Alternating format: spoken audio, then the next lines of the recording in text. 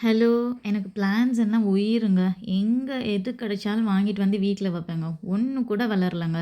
எல்லா பிளான்ட்ஸும் நான் ட்ரை பண்ணிட்டேன். எப்பவுமே என் வீட்ல வந்து பிளான்ட்ஸ் வந்து தண்ணி ஊத்தி எல்லாமே நான் பாதுகாத்துட்டு வருவேன். ஒரு பிளான்ட்ஸ் கூட எங்க வீட்ல இல்ல. அது வரவே இல்ல. என்னதான் பிரச்சனைன்னு எனக்கு தெரியல. மண்ணு பிரச்சனையா? இல்ல நான் என்னோட இது சரியில்ல, கை சரியில்லையா? எனக்கு ஒண்ணுமே புரியல. இவ்ளோ ட்ரை பண்ணி பார்த்தும் எனக்கு ஒரு பிளான்ட்ஸ் கூட இன்னும் ஒரு பிளான்ட்ஸ் கூட வீட்ல இல்ல. ஸ்னேக் பிளான்ட்ஸ் மட்டும் தான் வீட்ல வச்சிருக்கேன். அதுவும் எப்போ போகுதுன்னு எனக்கு தெரில.